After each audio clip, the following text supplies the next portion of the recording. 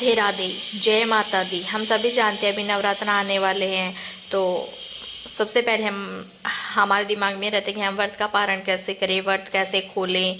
तो कुछ लोग तो आज हम आपसे यही जानकारी शेयर करने वाले हैं कि व्रत का पारण कैसे करें।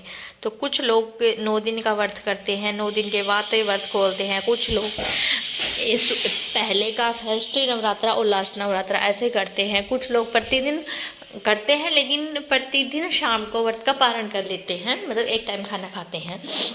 तो जैसे आपका मन करे, जैसे आपका श्रद्धा हो, वैसे आप व्रत कीजिएगा।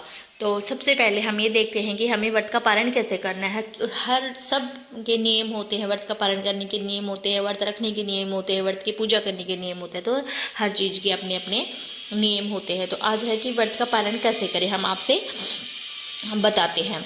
तो व्रत का पालन करने के लिए सबसे पहले हमें साफ़ सुथरी रसोई में खुद से खाना बनाना है। सबसे पहला नियम है कि हम अपने हाथ से अपनी रसोई में खाना बनाएं साफ़ सुथरे तरीके से, ऐसे नहीं कि गंदा हो, ना ही हमें होटल से मंगाना है, पहला नियम। और फिर सात्विक भोजन करना है, इस बात का भी ध्यान रखना है। कोई मांस मच्छी नहीं, कोई अल्कोहल नहीं, कोई प्याज लहसुन नहीं, ऐसा कुछ नहीं। अगर आप मांस मच्छी ऐसा खाते हैं तो भी 9 दिन तक तो आपके किचन में भी नहीं बनना चाहिए। खाने वाले तो बहुत अलग बात है, आपके किचन में भी वो सब नहीं बनना चाहिए। बिल्कुल सात्विक भोजन खाना है।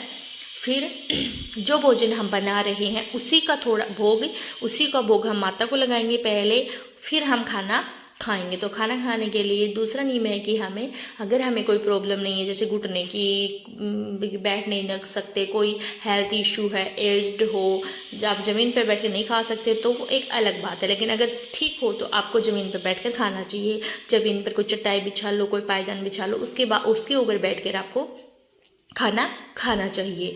तो जैसे माता को भोग लगा दिया, हमें सबसे पहले वही खाना है जो माता को भोग लगा दिया, उसके बाद और खाना खाना है। तो फिर ये हो गया हमारा दूसरा नियम। तो और उसके बाद ये है कि सबसे ज़रूरी बात ये भी कि हमें खाना खा देता है, बीच में नहीं उठना है। जैसे कभी कभी होता है हमें 2 रोटी की भूख है, एक और चाहिए, तो हम बीच में उठ के ले लेते हैं। तो ऐसा नहीं करना है। जितना आपको चाहिए या तो आप अपने पास रख के बैठे या फिर फैमिली मेम्बर में किसी को बोलिए, लेकिन बीच में नहीं उठना है। ये हमारे व्रत का नियम है। हो गया। उसके बाद हमें अच्छे से खाना खा लेते हैं। खाना खा के हमें थाली से उठने से पहले हाथ जोड़ के माता को धन्यवाद करेंगे। हे माता, आपने हमारे इस व्रत को पूरा कराने में सहयोग दिया, आपका लाख लाख धन्यवाद। ऐसे व्रत करना है। और हाँ, होटल से हमें कभी कुछ नहीं मंगाना है। होटल से व्रत करके ना ही होटल पे जाके खाना है, ना ही घर पे मंगाना है, क्योंकि हमें नहीं पता वो कैसा क्या बना रहे, कौन सा तेल यूज कर रहे हैं, कौन सा मसाला यूज कर रहे हैं। हमारा व्रत खंडित तो हो सकता है, इसलिए अपने घर पे ही साफ़ सफाई से खाना बनाएं और वही खाने का यूज करें। तो ये थी हमारी एक सीधी सिंपल व्रत पारण की विधि। अगर आपको हमारी विधि समझ आई हो तो हमें लाइक और कमेंट करें। Thank you.